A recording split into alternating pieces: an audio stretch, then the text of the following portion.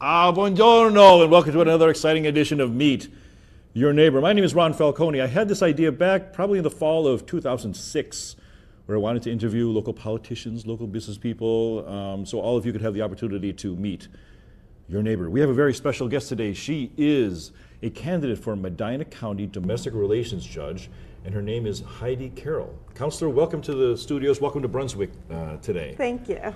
How you doing today? I'm doing great. You're a candidate for a domestic relations judge. Can you tell me generally what does a domestic relations judge do? In general, domestic relations judges help people go through the divorce process. So it could be a dissolution, annulment, or divorce. Okay. Child custody issues, and then afterwards, whether they come to an agreement or a judgment is entered, there may be post-degree matters that occur that they administer over. Okay. Can you tell me why do you even want to become one?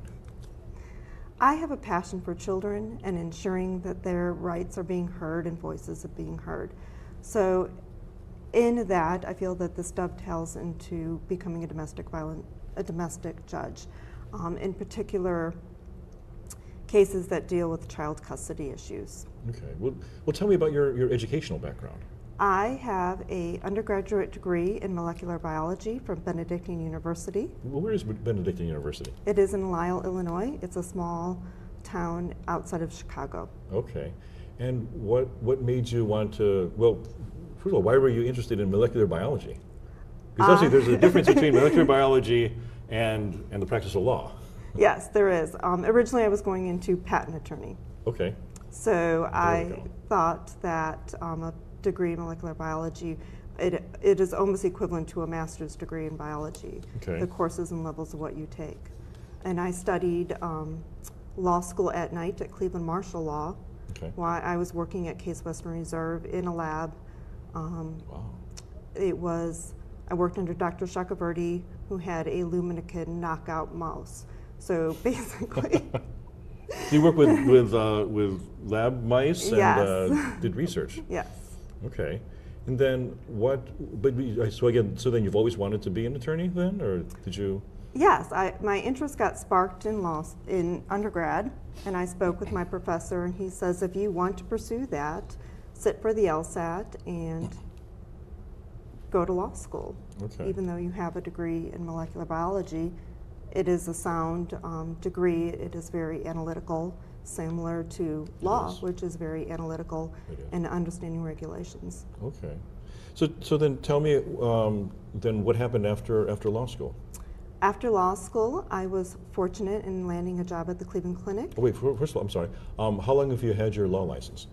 Since 2002. 2002, okay, I'm sorry, go on. So it's okay. So I landed a job at the Cleveland Clinic in their corporate compliance department. We were at the forefront of the compliance field. So we established and set up all the policies and procedures surrounding the corporate compliance department. Okay. And HIPAA was coming out at that time. Anti-kickback was coming out at that time, fraud and abuse. And governments were scrutinizing the hospitals, and compliance is a way of a check and balance system to help before you get into trouble, to say. We were putting in rules and regulations and policies and procedures to prevent the hospital from getting into any type of trouble and to detect something before the government detected it. Okay, and then how did that dovetail then into your interest in domestic relations practice? As all law, it is an interpretation of rules and regulations. So, it is a narrower part of the law than healthcare law by any means. But my interest started actually through my own personal experience in the current court and seeing the areas where it could be improved upon, and understanding that this experience was not unique, that there were delays in rulings that hurt children, that potentially put them in limbo, like what school they will go to, financially, if there were support orders that needed to be issued, things that can be improved upon to help facilitate the process. It's a very difficult what are process. some things you do differently? Some of the things I would do differently, number one, would be to ensure guardian ad litems are trained appropriately. Guardian ad litems are appointed by the court, and their duty is to act in the best interest of a child. The Ohio Supreme Court has issued superintendent's guidelines, Rule 48. These guidelines have to be adopted by the local court in order for them to be enforced. So I will adopt those guidelines, ensure that people are trained appropriately on them, and add additional training so that the GALs can write appropriate reports, understand their role, and understand better that they are to be independent investigators for the domestic court. Counselor, what else could you do to help, perhaps, if a lot of times when people go to the court, a lot of times it's their first time there. Is there a way that you can educate them? Maybe educate them, or maybe help them, calm them down. Absolutely. or allay some of their fears, because for many people it's their first time walking into the courtroom, and sometimes it is very frightening, it's very confusing. It is. Do you have any plans to I address that? do, and I believe in education full-heartedly. I come from a strong educational background. As in corporate compliance, what I've learned the most is that exactly what you said, people act in fear if they don't understand the process, and you can help them move through that fear by giving them the tools they need. So bringing them on early on and educate them on what the divorce process is, what orders will be issued, why those orders will be issued, the formula for child support, how it is governed. Helping people understand the process from the beginning to the end is critical so that they understand when orders come out, this is why a court is acting or why a magistrate is issuing the orders that they are issuing. Because they do come in with their own value system and their own thought process, and then understanding that we have to look at both parties, operate a court that is fair, and understand the issues from both sides and understand the issues as they pertain to the children. We spoke off camera about instances where domestic violence is involved between the parties, and we also highlighted how sometimes that could lead to litigation abuse. Yes. Could you elaborate on that? Domestic violence is an area that I am passionate about. There is, in high conflict custody cases and in high conflict divorces, domestic violence is a 25 to 50% factor in there. So domestic violence is in 25 to 55% of the cases that are of high conflict or of custody issues.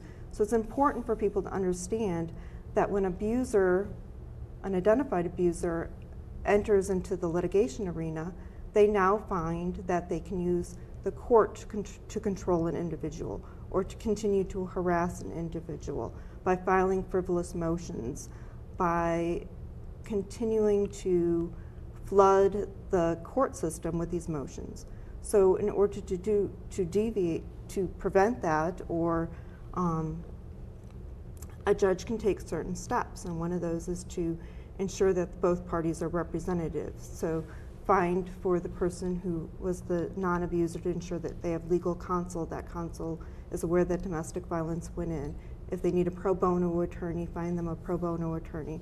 Make sure that they are represented in this process. Also, a judge can issue sanctions, can issue attorney fees, and to make sure that litigation abuse stops. I want to mix it up a little bit here. Tell me some of the things you like to do for fun. For fun, I love to sail. To sail? Yes. Do you have a boat, or? I don't. I have friends that have boats. My brother has 2 sunfishes, so we are on those constantly over the summer with my son. That's nice. I also take Taekwondo at Match Point here in Brunswick. Oh, wow. Okay. So I have a blue belt. Blue belt. Currently. That's wonderful. For all my guests on the show, I like to play a game of fill in the blank. Okay, so when I was a child, I blank. I did ballet. You did ballet? Yes. Wow, so you're a dancer too. Yes, for 18 years. Okay, did you perform anywhere here in the area? I did. We performed at the Cleveland Playhouse. Wow.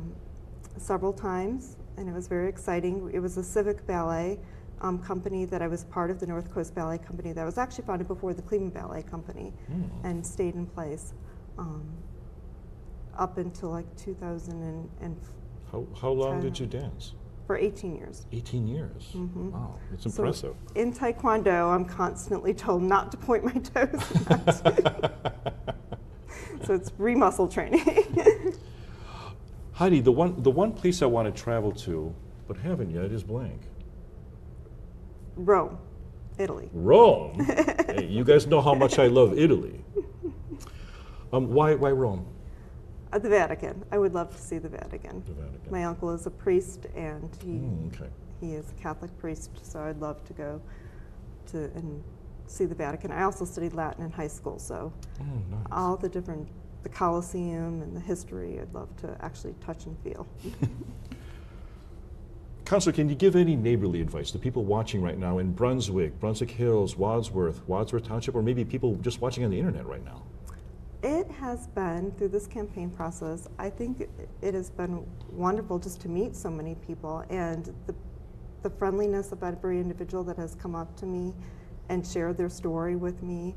And I think that is the best advice anybody can do, is continue to share your experience about the current system and help improve it. Well, Heidi Carroll, ballet dancer, molecular biologist, attorney, and candidate for Medina County Domestic Relations Judge. Thank you so much for coming down to the studios and visiting us here in Brunswick. Thank you. My name is Ron Falconi. I'm the host of Meet Your Neighbor. I just wanted to thank Heidi Carroll for coming here to Brunswick and chatting with us about herself and her campaign. I doubt there's anything more profound to be said. My name is Ron Falconi. I am signing off. Arrivederci.